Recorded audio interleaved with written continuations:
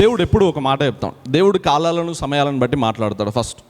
Number 2, దేవుడు మన జీవితంలో ఇన్ టైంలో మనుషులందరి మీద ఆయన ఆత్మను కుమ్మరిస్తాడంట. ఎంతమంది మీద? ఒకరి మీదనా, ఇద్దరి మీదనా?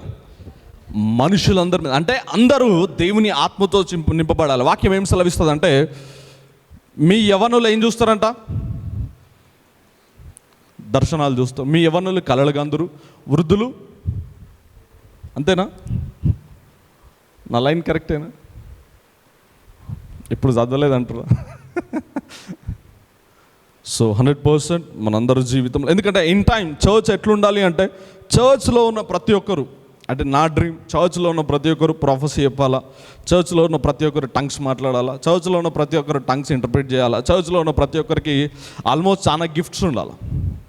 ఎందుకంటే మొదటి సంఘములో ఇది ఉంది, ఆది సంఘములో ఉంది. సో ఇప్పుడు ఏ సంఘము?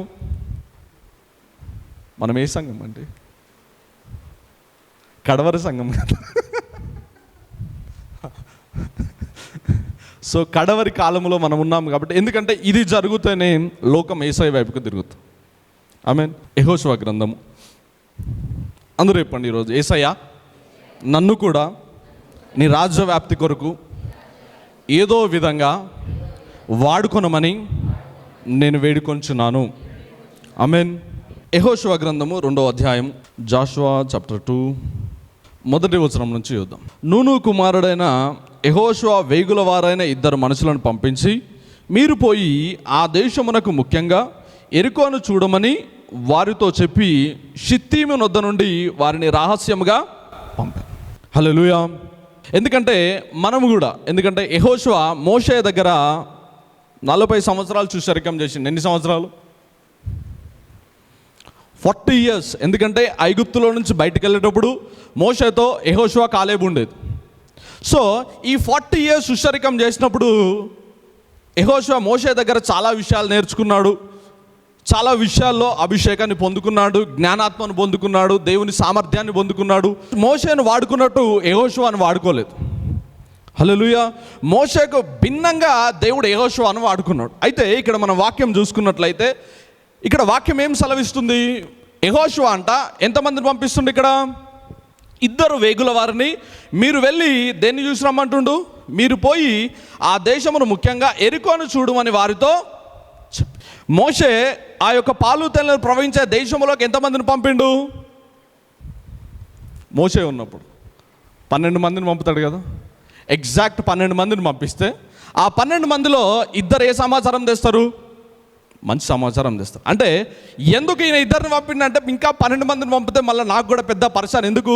మన ముందు వాళ్ళ దగ్గర నేర్చుకోవాల్సింది ఏంటి తెలుసా? వాళ్ళు చేసిన మిస్టేక్స్ మనం చేయొద్దు. హల్లెలూయా. అందుకే ఈయన ఎంతమందిని పంపిస్తుండు? ఈయన కూడా 12 మందిని పంపించింది అనుకో, ఏమవుతుంది? మీరు వెళ్ళి ఏం చెప్తుండే ఇక్కడ? మోషే ఆ టైంలో పబ్లిక్లో పిలిచిండు అనమాట, ఒక్కొక్క గోత్రం నుంచి ఒక్కొక్కరిని పిలిచిండు. కానీ ఈయన ఎవ్వరికి తెలియదు, రహస్యంగా చెప్తున్నాడు. ఒకవేళ వీళ్ళు బయటకు వచ్చి పబ్లిక్లో చెప్పేసారు అనుకో, వీళ్ళు కూడా నెగిటివ్ చెప్పారు అనుకో, ప్రాబ్లం అవుతుంది. అందుకే మోషే చేసిన మిస్టేక్ ఎవరు చేయలేరు ఇక్కడ? జాషువా చేస్తారు. సో మనం కూడా ఏం చేయాలి అంటే, మనం ఎవరి దగ్గర నేర్చుకుంటున్నామో, ఎక్కడైతే మనం నేర్చుకుంటున్నామో, వాళ్ళు కొన్నిసార్లు నెగిటివ్ వేస్తారు. అందరు నెగిటివ్ ఉంటుంది అందరి లోపల కొన్నిసార్లు. సో అది మళ్ళీ మనం రిపీట్ చేయొద్దు. ఆమేన్. ఎంతమందికి అర్థమైంది? ఎందుకంటే జాషువా సక్సెస్ సీక్రెట్ ఏంటి అంటే ఇదే అన్నమాట. హల్లెలూయా. ఎందుకంటే ఇక్కడ వాక్యం సెలవిస్తుంది, మీరు పోయి ఆ దేశమునకు యెరికోను చూడమని వారితో చెప్పి, షిత్తీము నొద్ద నుండి వారిని రహస్యముగా పంపాను. ఎక్కడి నుంచి రహస్యముగా పంపినంట? షిత్తీము నొద్ద నుంచి, సీక్రెట్ ప్లేస్ నుంచి సీక్రెట్గా పంపినంట. ఎందుకు ఇక్కడ 2 పంపుతా ఉన్నాడంటే, ఆ 10 మంది ఒకవేళ మిగతా 10 మందిని పంపితే వాళ్ళు చెడ్డ సమాచారం తీసుకొస్తారేమో, అందుకే 2 మంచి సమాచారం తీసుకొస్తారు. అందుకే బైబిల్లో కీర్తన గ్రంథం 23వ అధ్యాయం 6వ వచనంలో ఏముంటుంది? నేను బ్రతుకు దినములన్నీ. అందుకే మనకు కూడా ఎవ్రీ టైం 2 నమ్మాలి, ఒకటి కృప, ఇంకొకటి మెర్సీ అండ్ గుడ్నెస్, ఇంకొక వర్షన్లో ఫేవర్ అండ్ గుడ్నెస్. అంటే మన జీవితంలో కూడా ఎన్ని బ్యాడ్ న్యూసెస్ వస్తున్నా, ఎంత నెగిటివిటీ వస్తున్నా మనం నమ్మాల్సింది ఏంటి? అందరూ చెప్పండి, ఈ రోజు నుంచి నేనైతే కృప క్షేమమును మాత్రమే నేను నమ్ముతాను. అందుకే మోషే దగ్గరికి ఎంతమంది గుడ్ న్యూస్ తీసుకొచ్చారు? ఈరోజు మన లైఫ్లో గుడ్ న్యూస్ ఏంటి తెలుసా? ఏంటిది? కృప. ఎవ్రీ టైం పలికిపిస్తా కదా లాస్ట్ ప్రేయర్ అయిపోయినప్పుడు, నేను బ్రతుకు దినములనియు. సో మనము నమ్మాల్సింది, నీ వెనక వచ్చే సమాచారాలు ఈరోజు నుంచి కృపాక్షేమములే వచ్చును గాక. ఆమేన్. ఎందుకంటే దేవుడు ఎప్పుడు మన పాస్ట్ను చూడడు అనమాట. మన జీవితంలో ఏం జరిగింది అనేది ఇంపార్టెంట్ కాదు, మన జీవితంలో ఏం వస్తుంది అనేది ఇంపార్టెంట్. ఆమేన్. సో నేను నమ్ముతున్న ఈరోజు నుంచి మనందరి జీవితంలో కృపాక్షేమములు వచ్చును గాక. ఆమేన్. అయితే వీళ్ళు ఎక్కడికి వెళ్తున్నారో చూద్దాం. వీళ్ళిద్దరూ ఏ ఇంటికి వెళ్ళారో చూద్దాం. ఇప్పుడు యెహోషువ గ్రంథము 2వ అధ్యాయము 1వ వచనం. వారు వెళ్ళి రాహాబు అని ఒక వేశ్య ఇంట ఎక్కడ దిగిరంట? వీళ్ళని ఏం చూసిరమ్మంటే ఎక్కడికి వెళ్ళారు? ఎందుకు అంటే ఇక్కడ వీళ్ళకు దాచుకోవడానికి స్థలము లేక, వీళ్ళు ఆ దేశం యొక్క సమాచారం తెలుసుకోవడానికి ఆ ప్రాంతంలోకి వెళ్ళి, ఎందుకు ఆ వేషగృహానికి వీళ్ళు వెళ్ళడం జరిగింది? ఆ వేషగృహం ఎక్కడుందో ఒకసారి చూద్దాం. 15వ వచనం. ఆమె ఇల్లు పట్టణం ప్రాకారం మీద ఉండెను, ఆమె ప్రాకారం మీద నివసించుతున్నారు. అంటే ఈ యొక్క స్త్రీ వారి ఇల్లు ఎక్కడుందంట? ఎరికో గోడల పైన ఉందంట. ఆ పట్టణం యొక్క ప్రాకారం మీద ఉన్నదంట. అంటే వీళ్ళు ఎక్కడికి వెళ్ళారు? ఆ పట్టణం యొక్క ప్రాకారం ఏ ఇల్లు అయితే ఉందో ఆ ఇంటిలోకి దిగి ఉన్నారు. ఆ ఇంటిలోకి దిగినప్పుడు ఆ దేశం యొక్క రాజుకు సమాచారం అందిందంట. ఇద్దరు వచ్చి ఉన్నారు ఇతర దేశము నుంచి. వాళ్ళు ఏం చేస్తూ ఉన్నారంటే, ఈ దేశం యొక్క సమాచారము, ఈ దేశం యొక్క సమస్తమును తీసుకొని వెళ్ళడానికి వచ్చి ఉన్నారు కాబట్టి వాళ్ళను మనము త్వరగా పట్టుకోవాలి అని కొంతమందిని వీళ్ళ ఇంటికి పంపిండు అనమాట. 2వ వచనం. దేశము వేగు చూచుటకు ఇజ్రాయేల్ యొద్ద నుండి మనుషులు రాత్రివేళ ఇక్కడికి వచ్చిరని ఎరికో రాజునకు వర్తమానం వచ్చును.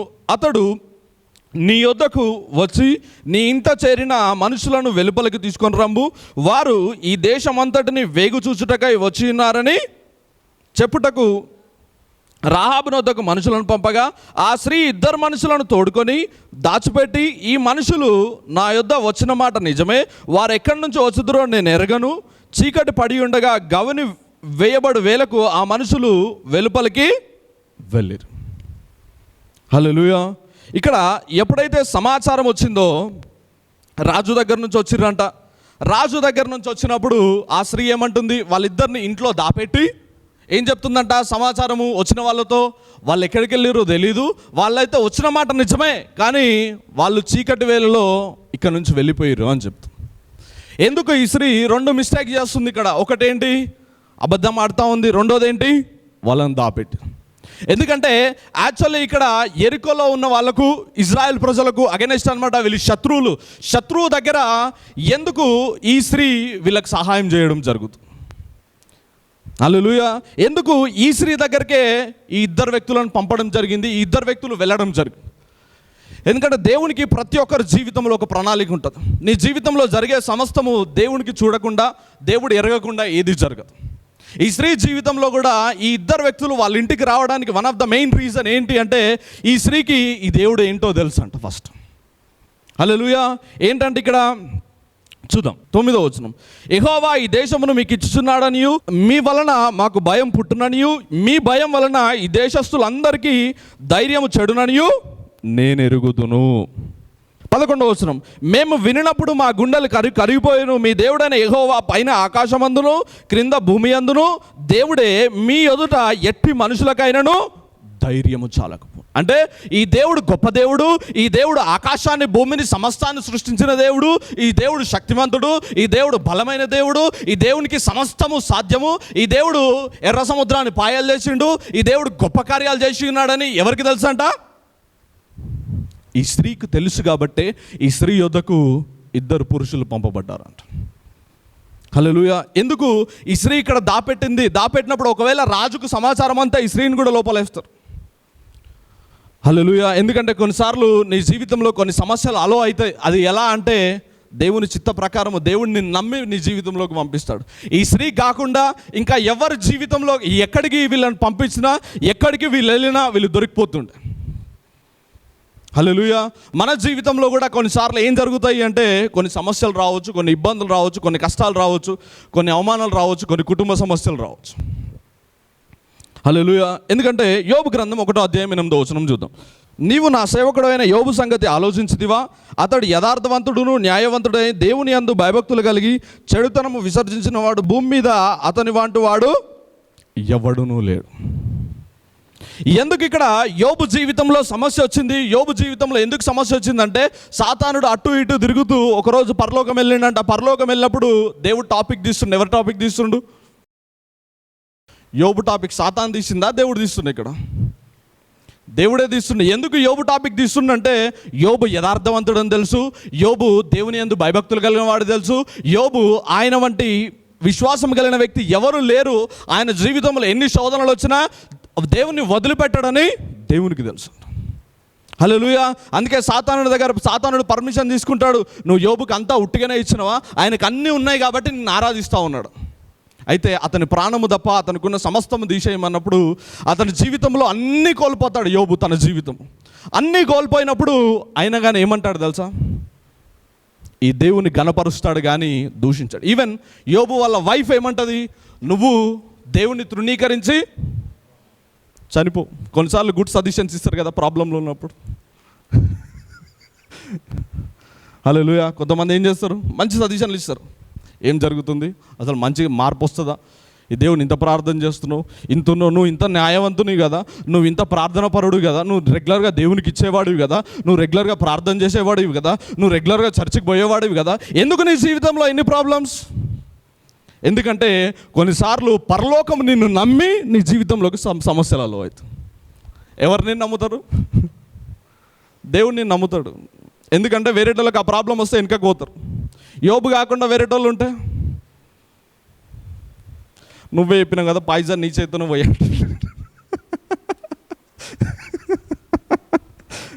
లేకపోతే ఆస్తి పోయినప్పుడు, పిల్లలు పోయినప్పుడు, అన్ని పోయినప్పుడు ఏం చేస్తుండే? వెనక్కి వెళ్ళిపోతుండే యోబు.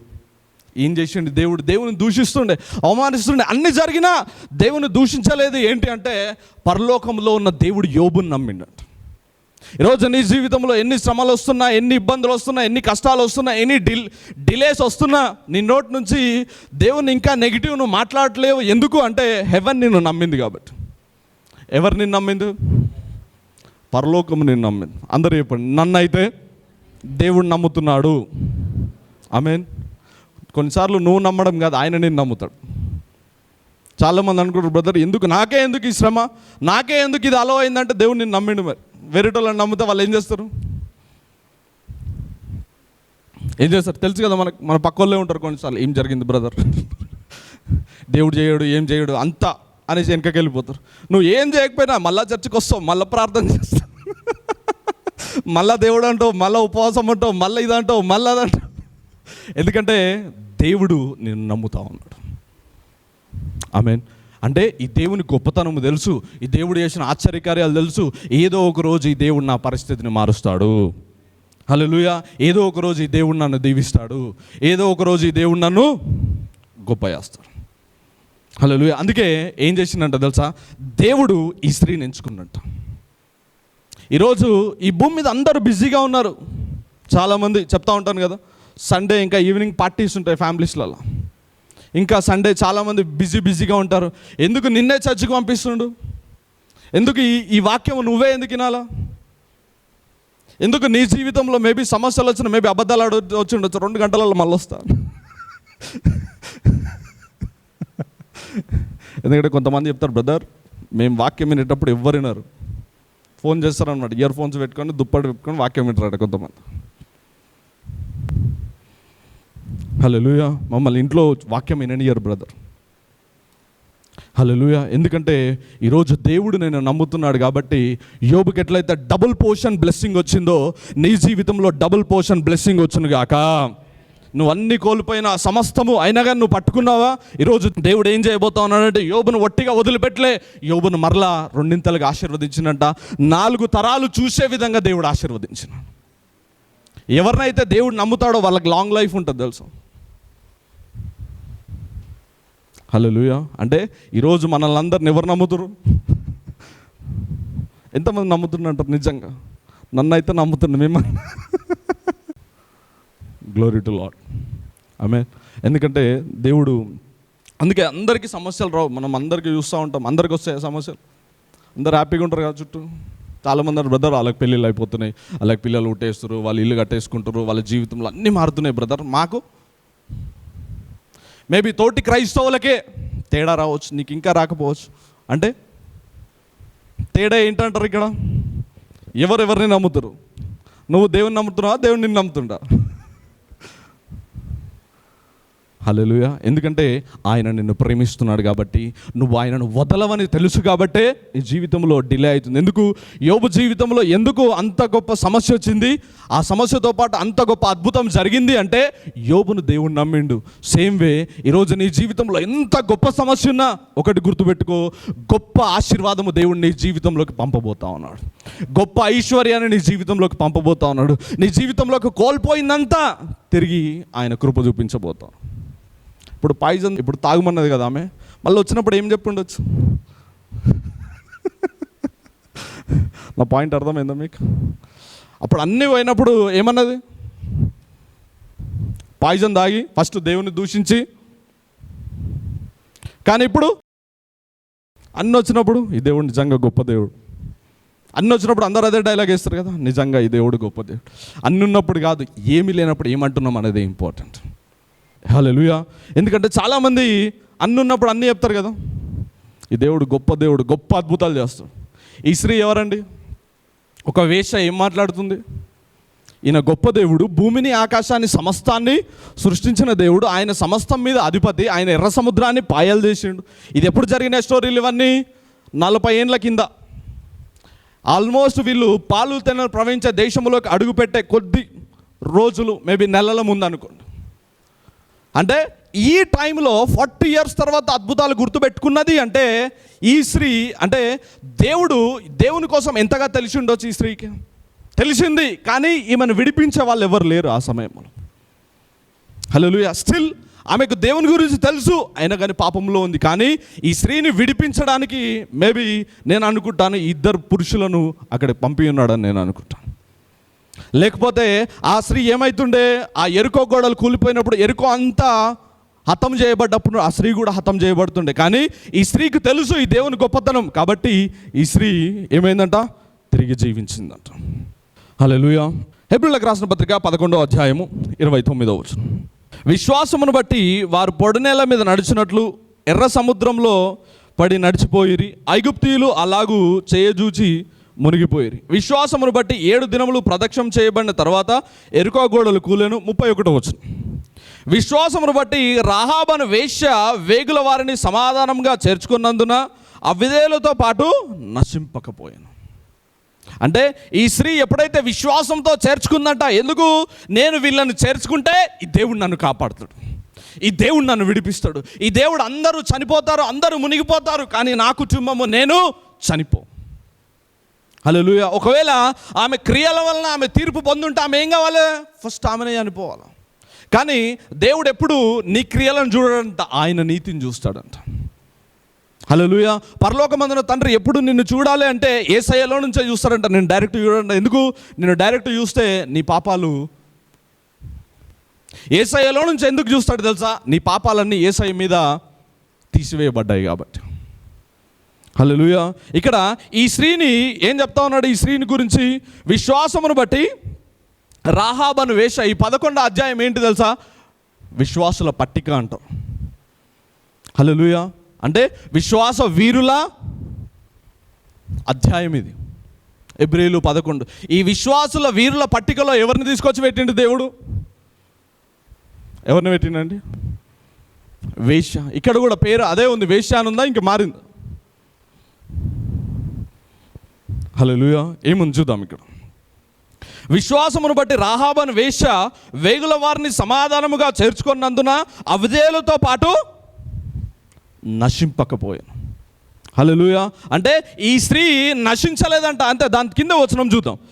ఇకను ఏమి చెప్పుదుము? గిద్యోను, బారాకు, సంసోను, యెఫ్తా, దావీదు, సమూయేలు వీరిని గూర్చియు ప్రవక్తలను గూర్చియు విచారించుటకు సమయం చాలదు. అంటే గిద్యోను కోసం చెప్పనీకి, సమూయేలు కోసం చెప్పనీకి, దావీదు కోసం చెప్పనీకి, యెఫ్తా కోసం చెప్పనీకి టైం లేదంట. సమయం చాలదు అని ఉన్నది. ఎవరి కోసం చెప్పనీకి సమయం చాలిందంట?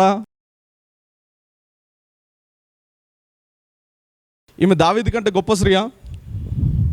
గిద్యోను కంటే గొప్ప స్త్రీయా? యెఫ్తా కంటే గొప్ప స్త్రీయా? కానీ వాళ్ళ గురించి చెప్పనీకి ఏం లేదంట. ఏం లేదంట, టైం లేదంట. ఎందుకు? వాళ్ళు గొప్పవాళ్ళు కదా, గొప్ప విశ్వాసము. ఎందుకంటే దేవుడు హృదయ అంతరంగంలో ఎరిగిన దేవుడు అంట. దేవుడు ఎప్పుడు పై రూపాన్ని చూసి రెస్పెక్ట్ ఇయ్యడంట. నిన్ను ఆయన నీ హృదయాన్ని చూసి రెస్పెక్ట్ ఇస్తాడంట.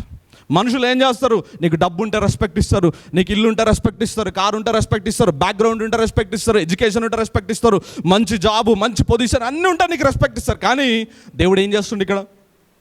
వాళ్ళ కాదు రెస్పెక్ట్, ఈమెకు రావాలి అని ఈమె పేరు ఫస్ట్ రాపించి దాని కింద వాళ్ళ కోసం చెప్పనీకి టైం లేదని చెప్తున్నాడు. హల్లెలూయా. అంటే నీ ముందు వాళ్ళు ఎంత వాళ్ళైనా ఒకటి గుర్తుపెట్టుకో, యేసయ్య కృప నీ రోజు నీ మీదకి వస్తుంది. దేవుడు నిన్ను కూడా గొప్పగా గణపరచును గాక. హల్లెలూయా. అందుకే ఇక్కడ వాక్యం రాయబడ్డది. ఇక నువ్వు ఏమి చెప్పుదుము? గిద్యోను, బారాకు, సంసోను, యెఫ్తా, దావీదు, సమూయేలు వీరిని గూర్చి, ప్రవక్తలను గూర్చి విచారించుటకు సమయం లేదు. అంటే వీళ్ళెవ్వరి గురించి చెప్పడానికి టైం లేదు, కానీ ఒకే ఒక స్త్రీ గురించి చెప్పడానికి టైం ఉంది. ఆమె ఎవరు? రాహాబు అనే వేశ్య. ఒక వేశ్య కోసం దేవుడు ఇంతగా బైబిల్లో రాసి ఉన్నాడు అంటే ఈరోజు మరి మన పట్ల ఇంకెంత గొప్ప ప్రణాళిక కలిగి ఉండాలి. అవునా కాదు? హల్లెలూయా. దావీదు, బారాకు, యెఫ్తా వీళ్ళందరిని పక్కకు పెట్టేసి, వాళ్ళకి టైం లేదు, వాళ్ళని పక్కన పెట్టేసి వీళ్ళని చూడు అంటూ. ఎందుకంటే ఎవరికైతే దేవుని గొప్పతనం తెలుస్తుందో దేవుడు వాళ్ళ జీవితాలను గొప్పగా మలుపు తిప్పుతాడు. ఆమె ఇంకా నువ్వు ఆ పాపంలో ఉండొచ్చు, ఆ రోగంలో ఉండొచ్చు, ఆ సమస్యలో ఉండొచ్చు, అందులో నుంచి బయటికి రాలేవేమో, బట్ దేవుడు తన కృపనిచ్చి నిన్ను బయటికి తీసుకొచ్చును గాక, తన కృపనిచ్చి నిన్ను ఆశీర్వదించును గాక, తన కృపనిచ్చి నిన్ను విశ్వాస వీరుని వలె నిన్ను చేయును గాక. ఎందుకంటే ఈ దేవుడు విశ్వాస వీరుల వలె చేయడానికే ఈ భూమి మీద నిన్ను సృష్టించి. హల్లెలూయా. సరే చూద్దాం. యాకోబు రాసిన పత్రిక 2వ అధ్యాయము 25వ వచనం. అటువలే రాహాబు అను వేశ్య దూతలను చేర్చుకొని వేరొక మార్గమున వారిని వెలుపలికి పంపినప్పుడు క్రియల మూలముగా నీతిమంతురాలని ఎంచబడను కదా. ప్రాణం లేని శరీరం ఎలాగ మృతమో అలాగే క్రియలు లేని విశ్వాసము మృతం. హల్లెలూయా. అంటే ఈమె విశ్వాసముతో ఒక నిర్ణయం తీసుకుంది, వీళ్ళని నేను చేర్చుకుంటా అని చేర్చుకుందంట. చేర్చుకున్నప్పుడు ఏమైందంట? ఆమె వాళ్ళ కుటుంబీకులు ఏమయ్యారంట? రాహాబు అను వేశ్య కూడా దూతలను చేర్చుకొని వేరొక మార్గమున వారిని వెలుపలికి పంపివేసినప్పుడు క్రియల మూలముగా నీతిమంతురాలని ఎంచబడను. అంటే ఇక్కడ ఏమైపోయింది? ఈమె నీతిమంతురాలు అని చెప్తుండు. యాక్చువల్లీ ఏముంది అక్కడ? ఆమె పేరులోనే ఏముంది? 25వ వచనంలో కూడా ఏముంది? వేశ్య అని ఉన్నా మళ్ళీ కింద ఏముంది? నీతిమంతురాలంట. టూ మచ్ కదా ఇది. పైననేమో కిందనేమో. అంటే నీ జీవితం ఎట్లా బిగిన్ అయింది ఇంపార్టెంట్ కాదు, ఈరోజు ఎలా ముందుకెళ్తుంది అనేదే ఇంపార్టెంట్. హల్లెలూయా. నీ బ్యాక్గ్రౌండ్ ఎంత వరస్ట్గా ఉండని, నువ్వెంత వరస్ట్ పొజిషన్లో నుంచి రాని, నువ్వెంత బ్యాడ్ కండిషన్లో ఉండని, నీ జీవితము నీ వెనక అందరూ మేబీ పాపములో ఉన్నారేమో, దేవుడు మేబీ నువ్వు కూడా పాపంలో ఎన్ని రోజులు ఉండి ఈరోజు దేవుడు నిన్ను ఏర్పరచుకున్నాడేమో. అయితే నువ్వు ఇంకా ఆ పాపవి కాదంట. మనం ఏంటంటే ఇప్పుడు అందుకే బైబిల్ సెలవిస్తుంది, ఎందుకనగా మనం ఆయన యందు దేవుని నీతి అగునట్లు పాపం ఎరుగని ఆయనను మన కోసం పాపముగా చేశాను. 2 Corinthians 5:21. అంటే మనల్ని దేవుడు ఏం చేసిందంట? నీతిమంతులుగా తీర్చిందంట. ఎందుకు? నీ పాపాలు సిలువ మీదకి వెళ్ళిపోయినాయి. నువ్వు ఎప్పుడైతే ఆ సిలువను నమ్ముతావో, యేసయ్య నమ్ముతావో, మనం కూడా ఇప్పుడు ఏమంట? నీతిమంతులమంట. హల్లెలూయా. అందరూ చెప్పండి, నేనైతే ఈరోజు నుంచి సిలువ ద్వారా నా జీవితంలో దేవుని నీతి వచ్చి ఉన్నది. ఈరోజు నుంచి నేను పాపిని కాదు, నేను నా కుటుంబము దేవుని నీతి అయి ఉన్నది. హల్లెలూయా. మనమందరం ఏమై ఉన్నామంట? దేవుని నీతి అంట. హల్లెలూయా. ఎందుకంటే చాలామంది చెప్తారు, బ్రదర్ పాపి పాపి పాపి పాపి. నేనైతే పాపిని కాదు, మీరు కూడా పాపిలు కాదు. ఎందుకంటే మళ్ళీ మనం పాప అన్నాం అనుకో, ఎవరికి ప్రాబ్లం? ఎవరిని తృణీకరించినట్టు? సిలువ. నువ్వు ఒకసారి యేసయ్యను అంగీకరించున్నావు అంటే మళ్ళా నీ పేరు మారిపోతుంది, నువ్వు నీతిమంతుడు అంట. ఆమేన్. ఈ స్త్రీ ఎప్పుడైతే నీతిమంతురాలుగా పిలువబడిందో ఆ స్త్రీ ఏం చేసిందంట? వారింటి వారందరినీ రక్షించుకోగలిగిందంట. యెహోషువ 6:25 ఆమె తన తండ్రి ఇంటి వారిని, ఆమె కలిగిన వారందరినీ బ్రతికించుకున్నదంట. హల్లెలూయా. ఈమె విశ్వాసం ద్వారా ఏం చేసింది? వాళ్ళిద్దరిని చేర్చుకోవడం ద్వారా ఆమె ఇంటి వారందరినీ రక్షించుకుందంట. అందుకే యేసయ్య జకర్యా దగ్గరికి వెళ్ళినప్పుడు ఏమన్నాడు? నేడు నీ ఇంటికి, అంటే నీకే కాదు, ఒక్కసారి నీకు రక్షణ వస్తే నీ ఇంటి వారందరికీ అదే రక్షణ పనిచేస్తుంది. హల్లెలూయా. ఈరోజు నీ ఇంటి వారందరికీ రక్షణ కలుగును గాక. రాహాబు అనే వేశ్య ఏ విధంగా అయితే వారి ఇంటి వారందరినీ రక్షించుకుందో, మీ ఇంట్లో ఇంకా ఎవరైతే రక్షణలోకి రాలేదో దేవుడు వారందరినీ రక్షణలోకి నడిపించును గాక, వారందరికీ మారు మనసు ఇచ్చును గాక, వారి జీవితంలో గొప్ప మార్పును దయచేయును గాక. హల్లెలూయా. ఈమె ఏం చేస్తుందట? వాళ్ళ ఇంటి వారందరినీ రక్షించుకుని, ఈరోజు నుంచి నీ ఇంటి వారందరినీ సంపాదించుకునే అభిషేకము నీకు వచ్చును గాక. ఆమేన్. ఎందుకంటే కొంతమంది ఇళ్ళలో వాళ్ళే ప్రార్థన పరులు ఉంటారు, ఎవరు ఉండరు. వాళ్ళే మోకాలు వేయాలి, వాళ్ళే ప్రార్థన చేయాలి, వాళ్ళే ఫాస్టింగ్ చేయాలి, వాళ్ళే చర్చికి రావాలి. వాళ్ళు చెప్తారు మా కోసం ప్రార్థన చేయాలి. వాళ్ళ ఇంట్లో ఏమంటారు? మీరు పోయేటప్పుడు నా కోసం తప్పకుండా ప్రే, ఎట్లానే చేస్తారు కదా. కానీ వాళ్ళు కూడా రక్షణలోకి రావడము దేవుని చిత్తం, సంపూర్ణంగా వాళ్ళు కూడా రక్షింపబడము. ఎందుకంటే కొంతమంది ఆఫ్ బిలీవర్స్ ఉంటారు. క్రిస్మస్, గుడ్ ఫ్రైడే, ఈస్టర్, ఇంకేమన్నా ఉన్నాయా మన సెలబ్రేషన్స్? న్యూ ఇయర్ మర్చిపోయినా, 31st నైట్, న్యూ ఇయర్, ఈ 4 సర్వీసులు పక్కా అటెండ్ అవుతారు వాళ్ళు. సో ఆ విధంగా కాకుండా ప్రతి కుటుంబము దేవుడు రక్షణలోకి తీసుకొని వచ్చును గాక. ఆమేన్. సో ఈమె జీవితాన్ని దేవుడు ఎప్పుడైతే యేసయ్యను అంగీకరించిందో, ఎప్పుడైతే విశ్వాసం చూపించిందో, ఈ స్త్రీ జీవితం మారిపోయింది. దేవుని గొప్పతనం తెలుసుకుందో ఈ స్త్రీ జీవితం మారిపోయింది. ఎలా మారిపోయిందో చూద్దాం. మత్తయి సువార్త 1:5 చూద్దాం. సల్మాను రాహాబు, ఈ స్త్రీ ఎవరిని వివాహం చేసుకుందంట? సల్మాను అనే వ్యక్తిని వివాహం చేసుకుందంట. హల్లెలూయా. అంటే ఇక్కడ ఈ స్త్రీని తీసుకొచ్చి దేవుడు ఎక్కడ పెట్టిండు? మత్తయి సువార్త 1 ఇక్కడ రాహాబ్ అనే వేశ్య ఉందా? ఓన్లీ రాహాబ్ అని ఉందా? మీ బైబిల్లో ఏముంది? నా బైబిల్లో అయితే ఓన్లీ రాహాబ్ అనే ఉంది. మీ బైబిల్లో అదే ఉందా? కరెక్ట్ చూసిరు కదా. అప్పటి నుంచి ఏం చూసినాం? ఎబ్రీలో వేశ్య, యాకోబులో, జాషువాలో. కానీ ఇక్కడేం చూస్తున్నాము? సల్మాను రాహాబును వివాహం చేసుకున్నాడు. సల్మాన్ ఎవరు తెలుసా? చరిత్ర ఏం చెప్తుంది సల్మాన్ కోసం అంటే, ఈయన బెత్లెహేమ్ సిటీని స్థాపించిన వ్యక్తి అంట. ఎవరంట? 1 Chronicles 2:51 ఉంటుంది, తర్వాత చూడండి. బెత్లెహేము తండ్రి అయిన Salman, father of Bethlehem. Salman ఎవరు తెలుసా? బెత్లెహేమ్ సిటీని కట్టిన వ్యక్తి. ఈ స్త్రీని ఎవరు వివాహం చేసుకుర్రు? సల్మాన్ వివాహం చేసుకున్నాడు. అంటే యాక్చువల్లీ లోక సంబంధంగా చూసుకుంటే ఈ స్త్రీకి వివాహం జరుగుతుందా? కానీ దేవుడు ఎంత గొప్పగా ఈమె జీవితాన్ని మార్చిండు. బెత్లెహేమ్ సిటీని కట్టిన వ్యక్తి ఏం చేసిండంట? ఈమెను వివాహం చేసుకున్నాడంట. అంటే నువ్వు దేవునిలోకి వచ్చినప్పుడు దేవుడు నీకు ఎప్పుడు బెస్ట్ ఇస్తాడు. నువ్వెంత దాంట్లో నుంచి నువ్వు బయటకు వచ్చినా ఈరోజు ప్రతి ఒక్కరికి దేవుడు బెస్ట్ ఇచ్చును గాక. ఆమేన్. బెత్లెహేంలో ఎవరు జన్మించారండి తెలుసా? యేసయ్య. ఎందుకంటే యేసయ్య అంటే రక్షకుడు అంట. ఆయననే మనల్ని విడిపించిన దేవుడు అంట. హల్లెలూయా. అంటే ఈ స్త్రీ జీవితాన్ని దేవుడు ఎంత గొప్పగా మార్చేసింది. ఇప్పుడు వీళ్ళ హస్బెండ్ ఎవరంటే ఏం చేస్తాడంటే, ఒక సిటీని కట్టిన వ్యక్తి. అంటే దేవుడు ఎప్పుడు నువ్వు విశ్వాసాన్ని చూపించి ఏదైనా చేస్తే దేవుడు నేను సంథింగ్ ఒక స్పెషల్గా నేను పెడతాడు. నీ జీవితంలో బెస్ట్ థింగ్స్ తీసుకొస్తాడు. నీకు బెస్ట్ అనేది ఆయన రుచి చూపిస్తాడు. బెస్ట్ నీ జీవితంలో పెడతాడు ఆయన. ఈ భూమి మీద ఎవరికి బెస్ట్ ఉందో లేదో నాకు తెలియదు, కానీ ఈరోజు మీ అందరికీ దేవుడు ఆయన బెస్ట్ మీకు ఇచ్చును గాక. ఆమేన్. సో దేవుని బెస్ట్ మనకు వస్తే మీన్ అసలు ఈ స్త్రీ అనుకుంటుండొచ్చు, నా జీవితం అంతా ఇట్లనే అయిపోతుందేమో, మేబీ ఇదే సమస్యతో ఏదైనా ఒక రోగం వచ్చి ఏదైనా ఒక వ్యాధి వచ్చి నేను చనిపోతానేమో, సమాజంలో నాకు చెడ్డ పేరు వచ్చేసింది, సమాజంలో ఎవరు నన్ను పట్టించుకోరు, అందరూ నన్ను చిన్న చూపు చూస్తూ ఉన్నారు, నా జీవితం అయిపోయింది అనుకున్న స్త్రీని దేవుడు ఏం చేసిండు?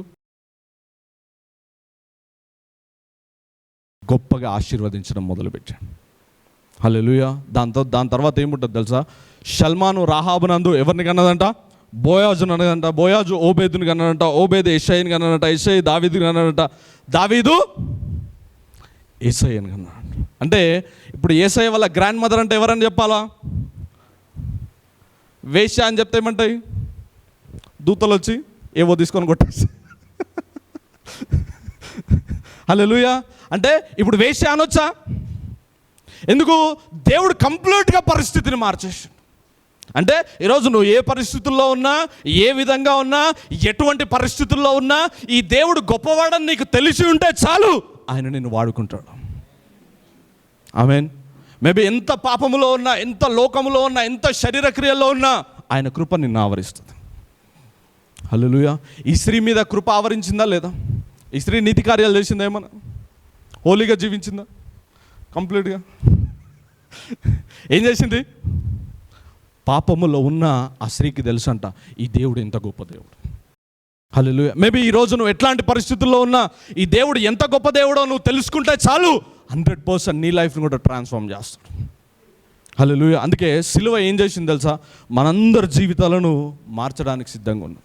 అబ్రహాము కూడా దేవుడు పిలిచినప్పుడు అబ్రహాం దగ్గర ఏమీ లేదు, కానీ అబ్రహాము కూడా వచ్చిందంట. అబ్రహామును దేవుడు గొప్ప చేసేసిందంట. దావీదు దగ్గర ఏమీ లేదు, ఒక గొర్రెల కాపరి, అందరు గొర్రెల కాపరిగా చూసిరు, దేవుడు గొర్రెల కాపరిగా చూడడంట. దేవుడు దావీదును రాజుగా చూసిందంట. హల్లెలూయా. అబ్రహాం వచ్చినప్పుడు అందరూ చూసిరంట ఈయన గొడ్డువాడు, ఈయనకు సంతానం లేదు, వాళ్ళ భార్యను సంతానం లేదుగా చూసిరంట. కానీ దేవుడు ఎట్లా చూసిందంట? జనములకు తండ్రిగా చూసిందంట. ఎస్తేర్ను ఒక అనాథగా చూసిరంట అందరు, కానీ దేవుడు ఎట్లా చూసిందంట? రాణిగా చూసిందంట. ఈరోజు మేబీ అందరూ ఇప్పుడు నువ్వు ఉన్న పరిస్థితిని బట్టి చూస్తుండొచ్చు, కానీ దేవుడు నిన్ను సంథింగ్ స్పెషల్గా చూస్తూ ఉన్నాడు. ఆమేన్. హల్లెలూయా. అంటే ఈరోజు మనందరి జీవితాల్లో దేవుడు గొప్ప కార్యాలు చేయడం 100% గ్యారంటీ. చాలాసార్లు నాకు ఒక మాట బైబిల్లో చాలా ఇష్టం, చాలాసార్లు చెప్తా ఉంటాం. జోసెఫ్ ఈజిప్ట్ వెళ్ళేటప్పుడు ఎట్లా వెళ్ళిందంట? ఏమి లేవంట, భాష రాదు, ఏమి రాదు, వితౌట్ డ్రెస్లో వెళ్ళిపోయినట్టు. అట్లాంటి వ్యక్తిని దేవుడు ఎట్లా చూసిండు తెలుసా? ఈరోజు వితౌట్ డ్రెస్ ఉందేమో, కానీ ప్రపంచాన్ని పోషించే సామర్థ్యం గల వ్యక్తిగా దేవుడు చూసినట్టు. హల్లెలూయా. దేవుడు ఎప్పుడు ఇప్పుడున్న పరిస్థితిని బట్టి నేను చూడడు, అందుకే ఆయన నిన్ను నమ్ముతూ ఉన్నాడు. అందరూ ఇప్పుడు నా దేవుడు అయితే నన్ను నమ్ముతున్నాడు. అప్పుడప్పుడు నువ్వు అనుకోవాలి, దేవా నువ్వు నన్ను నమ్ముతున్నందుకు నీకు స్తోత్రం అని చెప్పాలి. ఎవ్రీ టైం నేను నిన్ను నమ్ముతున్నా 100% అది కరెక్ట్, కానీ కొన్నిసార్లు ఏం చెప్పాలా? ఈరోజు నువ్వు ఈ పొజిషన్లో ఉన్నావంటే ఎవరిని నమ్మిరు? హల్లెలూయా. కాబట్టి మనందరి జీవితంలో గొప్ప కార్యాలు దేవుడు జరిగించును గాక. Sam 113, 7 and 8. ప్రధానులతో తన ప్రజల ప్రధానులతో వారిని కూర్చుండబెట్టుటకై ఆయన నేల నుండి దరిద్రులను లేవనెత్తువాడు, పెంట కుప్పల నుంచి బీదలను. హల్లెలూయా. దేవుని చిత్తం ఏంటంటే తెలుసా? మనల్ని నేల నుంచి ఎవరిని పైకి లేపుతాడంట? హల్లెలూయా. దరిద్రులను, రిచ్ అని ఉందా, పూర్ అని ఉందా? ఇక్కడ ప్రధానులతోనూ తన ప్రజల ప్రధానులతోనూ వారిని కూర్చుండబెట్టుటకై దేవుడు నేల నుంచి దరిద్రులను, పెంట కుప్పల నుంచి బీదలను. దేవుడు ఎట్లా చూస్తాడు తెలుసా? మనల్ని ఏడ కూర్చున్నాడు చూస్తాడు తెలుసా? అందుకే ఈరోజు నువ్వు నేల మీద కూర్చున్నావా, ఎక్కడ కూర్చున్నావు అని చూస్తాడు. ప్రధానులతో, ఇంకంట తన ప్రజలు ఎవరు? ఆయన బిడ్డలు. వాళ్ళ ప్రధానులు ఎవరు? భూమి మీద ఉంటారు కదా, best pastors, best evangelist, top మోస్ట్గా దేవుని చేత వాడబడుతున్న వ్యక్తులు. సో దేవుని బిడ్డలు వాళ్ళు ఎవరైతే టాప్లో ఉంటారో వాళ్ళతో దేవుడు కూర్చోబెడతాడంట. దాంతోపాటు ఈ దేశంలో ప్రధానులతో కూర్చుండబెడతాడంట. హల్లెలూయా. మీరందరూ ధన్యులు, ఎందుకంటే ఈ రోజు నుంచి ఈ వాగ్దానం దేవుడు మీ జీవితంలో నెరవేర్చునుగాక. హల్లెలూయా. ఆయన నేల నుంచి దరిద్రులను, పెంట కుప్పల నుంచి వాళ్ళ పొజిషన్ నుంచి ఆచల్లి పెంట కుప్పల మీద ఎప్పుడైనా గెస్ చేస్తారా? నేను మంచి ప్రధానితో కూర్చున్నా అంటే ఎప్పుడైనా ఆలోచిస్తారా? పెంట కుప్ప మీద కూర్చున్నాను, రోజు అటు ఇటు పోతుండ్రు, అలా పొజిషన్ అదే. పోనీ ఇంట్లో చేయర్లేదు అనుకోండి, రోజు కిందనే కూర్చుంటాడు, ఎప్పుడైనా ఆలోచిస్తామా? సో ఈరోజు మేబీ నీ సామర్థ్యం అది కాకపోవచ్చు, అది దేవుని సామర్థ్యం అంట. హల్లెలూయా. అంటే ఈ రోజు నుంచి నీ స్టాండర్డ్ను దేవుడు పెంచును గాక. హల్లెలూయా. అంటే నీ పొజిషన్ ఏంటి ఈ రోజు నుంచి? ఎవరితోటి? దేశ ప్రధానులతోని, అధికారులతోని, తన ప్రజల ప్రధానులతోని కూర్చునే కృప దేవుడు నీకు ఇచ్చును గాక. హల్లెలూయా. అందుకే ఆయన పరిస్థితిని, నువ్వు ఎట్లాంటి పరిస్థితుల్లో ఉన్నా ఆయన మార్చి నిన్ను పైన కూర్చుండబెట్టే దేవుడు అంట.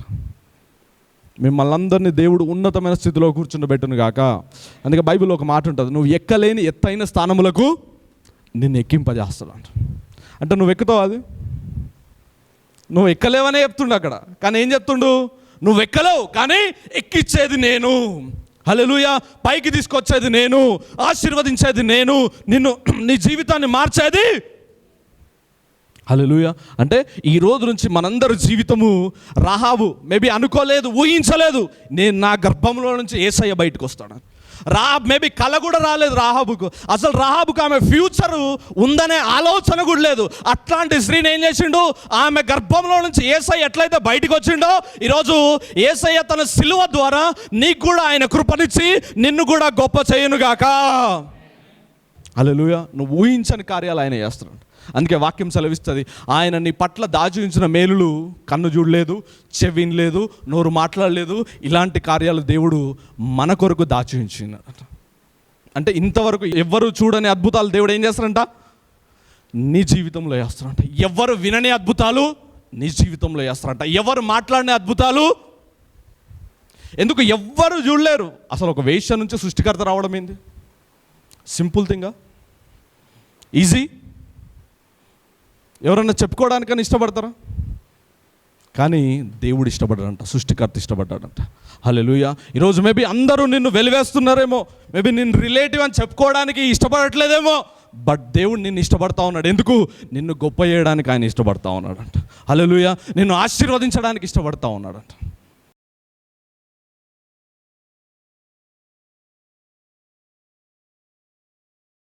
Thank you holy spirit lord. అవును యేసయ్య, అలనాడు రాహాబ్ అనే వేశ్యను, అవును తండ్రి, నువ్వు ఏర్పరచుకున్నావు, దాన్ని బట్టి నీకు వందనాలు యేసయ్య. తండ్రి, ఈరోజు మేమేమైనామో కేవలం నీ కృప యేసయ్య. మమ్మల్ని కూడా ఏర్పరచుకున్నందుకు వందనాలు, మమ్మల్ని కూడా పిలుచుకున్నందుకు వందనాలు, మమ్మల్ని కూడా నీ సన్నిధిలో నిలబెట్టినందుకు వందనాలు Yesayya. Thank you Jesus. Thank you holy spirit lord. అవును యేసయ్య, నీకు వందనాలు. నన్ను కూడా వాడుకోండి, నీ రాజ్య వ్యాప్తిలో నన్ను కూడా వాడుకోనండి. అవును, ఒక రాహాబ్ అనే వేశ్యను నువ్వు వాడుకున్నావు యేసయ్య. మరి సిలువ ద్వారా నేను నీ కుమారుని, సిలువ ద్వారా నేను నీ కుమార్తెను. ఈరోజు నన్ను కూడా నాయన నీ రాజ్య వ్యాప్తి కొరకు వాడుకొనమని అడుగుచున్నాను యేసయ్య. యేసయ్య, ఈరోజు నీ కృప నా మీద కుమ్మరించమని అడుగుచున్నాను నాయన. అవును యేసయ్య, నీ కృప ఒక రాహాబు వేశ్య మీదకి వచ్చి ఆమెలో నుంచి నువ్వు వచ్చిన దేవుడు ఈరోజు నాయన, ఆ కృప నా మీదకి వచ్చి యేసయ్య. అవును తండ్రి, ఈ ఎండ్ టైం గ్లోరీ నాలో నుంచి బయటకు వచ్చినట్లు ప్రార్థన చేస్తున్నాను తండ్రి. ఈ ఎండ్ టైం అనాయింటింగ్ నాలో నుంచి బయటకు వచ్చినట్లు ప్రార్థన చేస్తున్నాను lord, in the mighty name of Jesus. అందరూ ప్రార్థన తండ్రి. అవును, అంత్యకాల అభిషేకం నాలో నుంచి బయటికి రావాలా, అంత్యకాల నీ మహిమ నాలో నుంచి బయటికి రావాలా, అంత్యకాల నీ కృప నాలో నుంచి బయటికి రావాలి యేసయ్య. అవును, లోక సంబంధంగా నాయన నా స్థితి గొప్పగా లేదు యేసయ్య, కానీ నీలో నీ కృపనే నా జీవితంలోకి వస్తే అవును యేసయ్య, నేను గొప్పగా మార్చబడతాను యేసయ్య. అవును, ఆ కృప నా మీద వేయమని నేను అడుగుచున్నాను, ఆ ఆత్మను నా మీద వేయమని అడుగుచున్నాను, ఆ అభిషేకమును నా మీద వేయమని అడుగుచున్నాను, ఆ తలాంతులను నా మీద వేయమని అడుగుచున్నాను తండ్రి, ఆ సామర్థ్యమును నా మీద వేయమని అడుగుచున్నాను యేసయ్య. అవును నాయన, ఈ రోజు నుంచి నాయన, మరి ఇంతవరకు ఈ లోకంలో నాకు చెడు పేరు ఉందేమో, ఈ లోకంలో అందరూ నన్ను తృణీకరిస్తున్నారేమో, ఈ లోకంలో అందరూ నన్ను అవమానిస్తున్నారు యేసయ్య, కానీ నువ్వు నన్ను ఏర్పరచుకున్నందుకు వందనాలు యేసయ్య. ఈరోజు నన్ను పిలుచుకున్నందుకు వందనాలు యేసయ్య. నా పట్ల నువ్వు కలిగి ఉన్న ప్రణాళికను బట్టి వందనాలు చెల్లించుకుంటూ, నిన్ను ఆశీర్వదించే దేవుడు, నిన్ను ఫలింపజేసే దేవుడు, నిన్ను గొప్ప చేసే తీసుకొచ్చే దేవుడు, నీ జీవితంలో మార్పుని తీసుకొచ్చే దేవుడు. ఈరోజు ఆ దేవుని దగ్గరకు వస్తున్నావు, ఈరోజు ఆ దేవుని నువ్వు ఆశ్రయించి ఉన్నావు. ఈరోజు నీ జీవితం ఏంటి అని నువ్వు అనుకుంటున్నావేమో, నీ జీవితము ఆయన మహిమను నీలో నుంచి బయటకు తీసుకొని రావడమే ఆయన చిత్తమైనది. ఆయన కృప నీ మీద కుమ్మరించడమే ఆయన చిత్తమైనది. ఆయన ఆత్మ నీ మీద కుమ్మరించడమే ఆయన చిత్తమైనది. Thank you Jesus, thank you holy spirit lord. అవును యేసయ్య, వీళ్ళందరినీ నువ్వు దర్శించినందుకు వందనాలు. నీ కృప వీళ్ళందరూ జీవితంలోకి విడుదల చేస్తున్నందుకు వందనాలు యేసయ్య. అవును, నశించిపోతున్న మమ్మల్ని నాయన వెదకి రక్షించి కాపాడి, అవును నాయన నీ పరిచర్యను మాకు అప్పచెప్పినందుకు వందనాలు చెల్లించుకుంటున్నాను యేసయ్య. యేసయ్య, మరొకసారి వీళ్ళందరినీ నేను నీ చేతులకు సమర్పిస్తున్నాను, వీరి కుటుంబాలను నీ చేతులకు సమర్పిస్తున్నాను తండ్రి. ఏ ప్రాంతంలో పేరు పోయిందో యేసయ్య, ఏ ప్రాంతంలో అవమానం జరిగిందో యేసయ్య, ఏ ప్రాంతంలో అందరూ తృణీకరిస్తున్నారో యేసయ్య, కానీ నువ్వు రాహాబ్ అనే వేశ్యను నువ్వు పిలుచుకొని ఆమెలో నుంచి నువ్వు వచ్చి ఆమె పేరును గొప్ప చేసిన దేవుడు యేసయ్య. ఈరోజు నాయన వీళ్ళందరిలో నువ్వు జన్మించిన దేవుడు కాబట్టి వీరందరి పేర్లు యేసయ్య మీరు గొప్ప చేయ మొదలు పెట్టమని, వీళ్ళ జీవితాలను గొప్ప చేయ మొదలు పెట్టమని. అవును యేసయ్య, పెంట కుప్పల నుంచి యేసయ్య, అవును తండ్రి, మరి యేసు నామపేరట నేల నుంచి దీనులను దరిద్రులను పైకి లేపుతానన్నావు లార్డ్. అవునాయన, వీరిని కూడా పైకి లేపేసాయ, ప్రధానులతో నీ ప్రజల ప్రధానులతో కూర్చుండబెట్టే స్థితిలోకి వీరిని నడిపించమని నాజరేయుడైన యేసు నామం పేరట ప్రార్థిస్తున్నాను తండ్రి. మీ అందరి జీవితాలు దేవుడు గొప్పగా మార్చబోతా ఉన్నాడు. ఇదే గుడ్ న్యూస్. ఈ గుడ్ న్యూస్లోకి దేవుడు మిమ్మల్ని, మీ కుటుంబాలను అడుగు పెట్టింపజేయునుగాక. చాలామంది పేర్లను దేవుడు మార్చబోతా ఉన్నాడు. ఈ ప్రార్థన చేస్తూ ఉంటే మీ పేర్లు మారిపోతాయి. ఇంతకుముందు ఉన్న నేమ్స్ వేరు, ఈ ప్రార్థన తర్వాత మీ జీవితాల్లో వచ్చే పేరు వేరు. ఎందుకంటే రాహాబు వేశ్య అని ఎవరనరు, ఆమె ఏసయ్య గర్భము కన్నా ధన్యురాలన్నట్టు. ఒక వేశ్యను ఏం చేసిండు? ధన్యురాలైన గర్భం అన్నాడు. ఆ శరీరం పాడైపోయిన శరీరాన్ని ఏం చేసిండు? ధన్యత అయిన శరీరంగా మార్చేసిండు. ఆమేన్. ఈరోజు మేబీ పాడైపోయిన నీ జీవితాన్ని ధన్యమైన జీవితంగా దేవుడు నీ జీవితాన్ని చేయునుగాక. Amen. So God bless you.